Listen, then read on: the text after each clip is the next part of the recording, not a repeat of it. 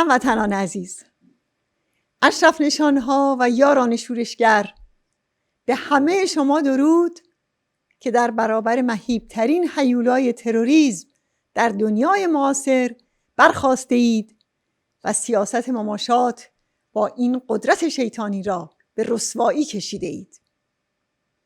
نزدیک به 3 ماه است که شما بازگرداندن دیپلمات تروریست بمبگذار به نزد آمرانش را متوقف کرده اید. شما راه را بر آخوندها بسته اید که می‌خواستند با این قانون ستاد فرماندهی تروریسم خود را در قلب اروپا برپا کنند. شما با کارزار فشرده خود در 16 کشور جهان کل سیاست مماشات غرب را به چالش کشیده اید. خوشا مقاومت شما که مهمترین نیروی آنتی تروریست جهان امروز است.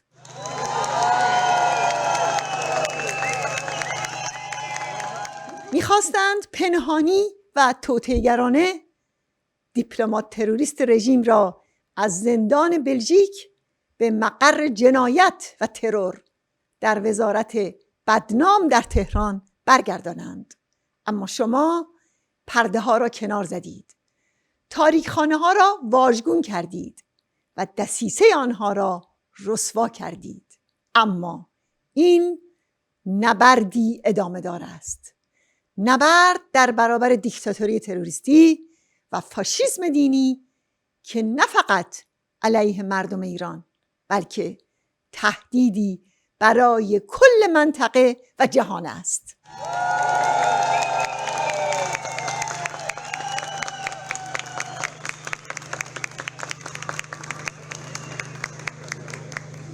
هموطنان، امروز آخوندها با گسترش سرکوب زنان آشکارا به جنگ با جامعه ایران برخاستند. قتل وحشیانه مهسا امینی، دختر جوان و مظلوم کرد توسط آدمکشان نیروی انتظامی که همه را به خشم آورده است، بخشی از همین جنگ و سرکوب وحشیانه است. آنها خواستند روحیه مردم ما را در هم بشکنند و جنبش اعتراضی را متوقف کنند.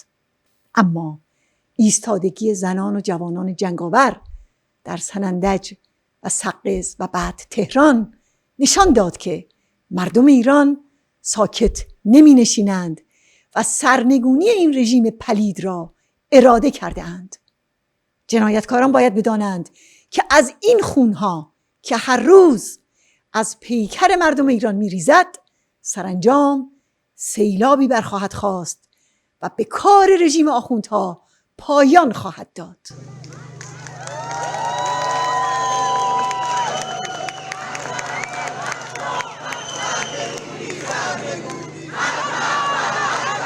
دوستان، در مقابل این معاهده شرم‌آور با رژیم آخوندی، شما چنان طوفانی از اعتراض و افشاگری برپا کردید که حامیان آن از نظر اخلاقی سرافکنده و از نظر سیاسی و اجتماعی به سختی در تنگنا قرار گرفتند.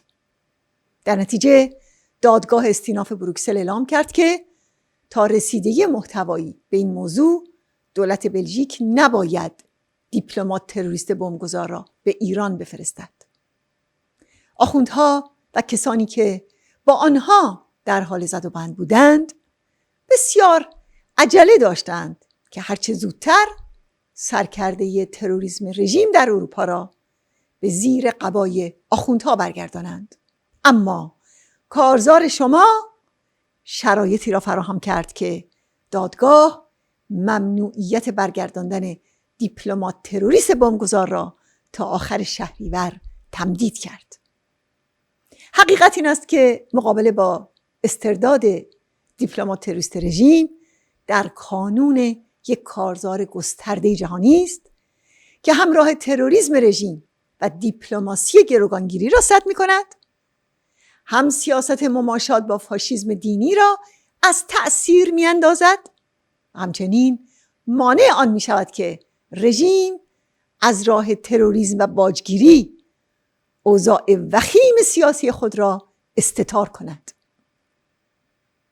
در مورد تصمیم دولت بلژیک از روز اول مسعود اعلام کرد این اهانت به وجدان و شعور بشریت معاصر، به ویژه مردم ایران است که دیپلمات تروریست وزارت اطلاعات فاشیسم دینی محکومیت خود را نزد کسانی بگذراند که او را به همین مأموریت فرستاده اند. از بازی با دادگستری و عدالت در بلژیک باید ممانعت شود. و بسیاری از نمایندگان مردم بلژیک با این معاهده به مخالفت برخاستند. بسیاری شخصیت‌های سیاسی و حقوقدانان بزرگ اون رو محکوم کردند و در تازه ترین موضع‌گیری‌ها 21 نخست وزیر و وزیر سابق اروپایی اعلام کردند. تجربه ما نشان می‌دهد که آزادی اسدی به هر بهانه‌ای تنها به اقدامات تروریستی تهران در اروپا دامن میزند و امنیت اروپا و شهروندان اروپایی را به خطر میاندازد. بله، چنان که از قبل گفته بودیم، این یک گام به جلو و 100 گام به عقب است. این غیر قابل توجیه است که جنایتکارانی که قصد داشتند گرد همایی مقاومت ایران را منفجر کنند و بزرگترین حادثه تروریستی در اروپا را به اجرا در بیاورند، با چنین معاهده ناموجهی مورد لطف و دلجویی قرار بگیرند. چون که اخیراً 68 حقوقدان و کارشناس حقوق بشر سرشناس بلژیکی و بین المللی در بیانیه خودشون گفتند فرستادن اسدی به ایران مسئولیت بیشتری رو برای رژیمی به ارمغان میاره که درگیر تروریسم و جنایت علیه بشریت است.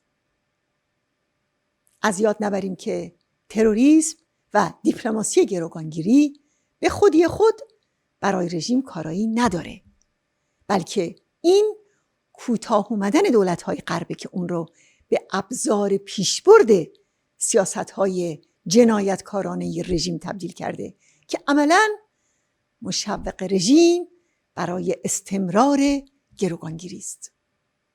اونها از موازین حکومت قانون کوتاه می آیند. رأی دادگاه‌های خود را زیر پا می گذارند. به دموکراسی پشت پا می زنند تا در ازای اون به منافع تجاری و سیاسی برسند و از جمله راه دستیابی به برجام رو باز کنند. اونها بخشی از بهای این معامله رو از جان و زندگی اتباع غربی مقیم ایران میپردازند، زیرا با این معاهده ننگین هر کدوم از اونها رو گروگان بالقوه این رژیم میکنند. اما بخش اعظم بها از حقوق بشر و آزادی و مقاومت ایران پرداخته می شود. وقتی که درست بعد از روی کار اومدن رئیسی جلاد 67 با دولت اون مذاکره می کنند، وقتی که می خواهند یک مهره به دام افتاده رژیم را به او کادو کنند، در عمل دست آخوندها را باز می کنند تا تروریسم را در خارج کشور و اعدامها را در داخل کشور افزایش بدهد. آخوندها امسال تعداد اعدامها را نسبت به سال گذشته 2 برابر بیشتر کردند. شورای ملی مقاومت بر اساس اسناد به دست اومده از قضایه رژیم فاش کرد که در حال حاضر نزدیک به 5200 زندانی زیر حکم اعدام یا قصاص هستند. اما نه این جنایت ها، نه افزایش اعدام ها و احکام وحشیانه قطع دست زندانیان و نه تشدید فعالیت های تروریستی و نه انواع دسیسه ها علیه مجاهدین نمیتواند رژیم را از باطلاق سرنگونی خارج کند. سیل خروشان اعتراض ها از جانب اقشار گوناگون مردم حکومت آخوندها را هر روز میلرزاند. بله، این رژیم خونریز باید حساب تمام جنایت‌ها و خونریزی‌هایش را پس بدهد.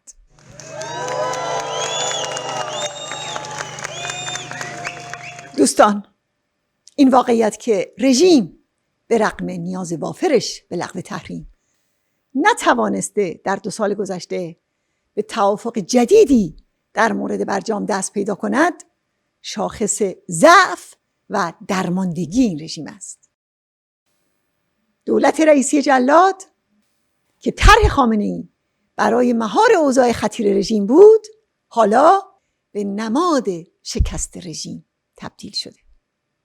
شعار مرگ بر رئیسی شعار فراگیر جنبش اعتراضی مردم ایران شده و خشم و بیزاری عمومی نسبت به اون کل رژیم رو به وحشت انداخته و خامنه‌ای در یکی از خطیرترین دوران حکومتش هیچ راه حلی ندارد. خواست ما از دولت بلژیک روشن است. معاهده تبادل زندانیان نباید شامل تروریست های رژیم بشود. مقاومت ایران به جامعه جهانی هشدار می‌دهد که از هر گونه امتیاز دادن به آخوندها خودداری کنند. این خنجر زدن به مردم ایران و قرار گرفتن در کنار یک رژیم در حال سقوط است. ما آنها را فرا می‌خوانیم که سفارتخانه‌های رژیم را که مراکز هدایت تروریسم رژیم است تعطیل کنند. جاسوسان و عوامل وزارت اطلاعات و نیروی تروریستی قدس را که اغلب آنها برای سرویس‌های امنیتی غرب شناخته شده هستند اخراج کنند. تمامیت وزارت اطلاعات و سپاه پاسداران را در لیست گروه‌های تروریستی قرار دهند. روابط خود با فاشیسم دینی را به توقف اعدام‌ها و خودداری از سرکوب معترضان و قیام کنندگان مشروط کنند. رژیم آخوندی بانکدار مرکزی تروریسم را به عنوان تهدید صلح و امنیت جهان مشمول ماده 41 فصل 7 منشور ملل متحد کنند. اجلاس آتی مجمع عمومی ملل متحد را به اقدام فوری درباره جنایات این رژیم علیه زنان، به خصوص جنایات روزانه گشت ارشاد آخوندی فرا می‌خوانم. یاران مقاومت، برای کارزارهای پی در پی علیه رژیم آخوندی با تمام قوا به پیش بروید. پیروز باشید.